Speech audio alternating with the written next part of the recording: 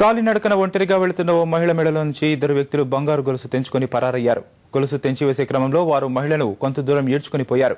ఈ ఘటన హైదరాబాద్ లో జరిగింది. మహిళ ఒంటరిగా వెళుతుండగా ఇద్దరు అగంతకులు బైక్ పై వచ్చి ఒక్కసారిగా ఆమె మెడలోని 2 తులాల బంగారు గొలుసు లాక్కుని పారిపోయారు. ఆమెను కొంత దూరం వరకు ఈడ్చుకుపోయారు. ఈ అరాచక దృశ్యాలు సీసీ కెమెరాకు చిక్కాయి.